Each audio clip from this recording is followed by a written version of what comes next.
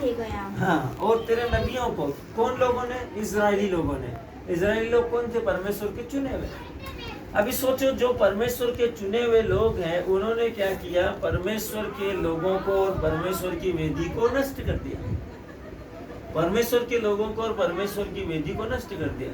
किसने? चुने हुए लोगों ने, जिनके पास में वचन आया, जिनके पास में परमेश्वर की वाणी आई। उन्होंने क्या करा? जो परमेश्वर का पवित्र मंदिर है, उन्होंने क्या करा? परमेश्वर को, परमेश्वर के वचन को और परमेश्वर की वेदियों को तहस नहस कर दिया। अभी एलिया बोल रहा है कि मैं ही अकेला बच गया हूँ प्रभु।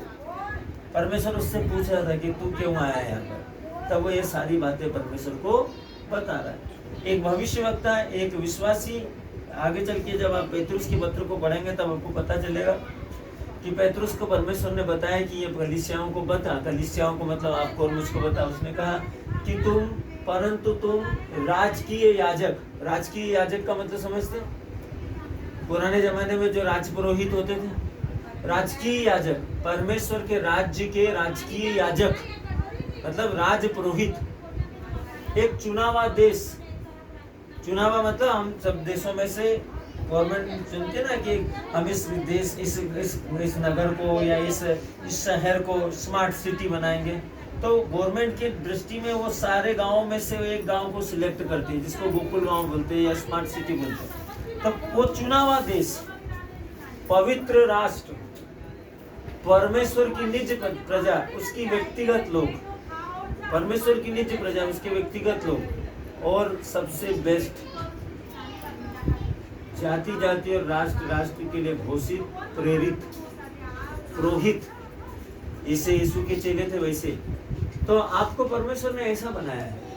अभी सोचो कि यदि आप ऐसा हैं और परमेश्वर के राज्य में काम करने वाले ऐसे सब लोगों को मार दिया जाए, तो जिन लोगों ने मारा है वो कौन है?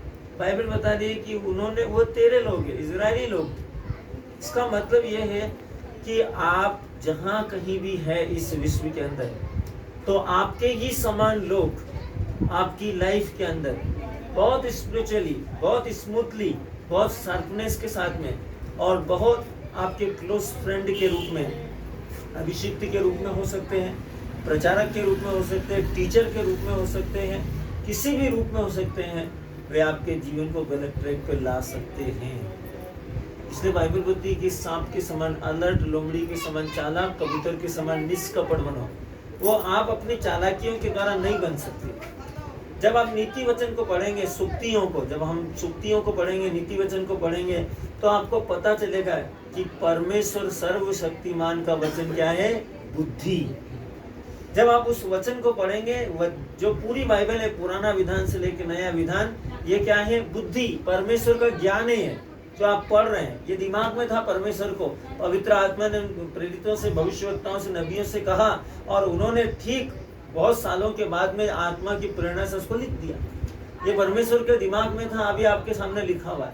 तो ये जो आपके सामने लिखा हुआ है, ये क्या है? परमेश्वर की बुद्धि। जब ये आपके दिमाग के अंदर आएगी, इसके बाद विश्व में कोई भी व्यक्ति आपको मूर्ख नहीं बना सकता। कोई भी व्यक्ति मूर्ख नहीं बना सकता। कितना भी बड़ा व्यक्ति आ जाए, आईपीएस से आईपीएस आ जाए, बहुत ज्यादा स्मार्ट या इंटेलिजेंट आ जाए, आईए आ जाए या एआई आ जाए, आपको मूर्ख नहीं बना सकता। क्योंकि आपके अंदर क्या है? इस विश्व को बनाने वाले की बुद्धि।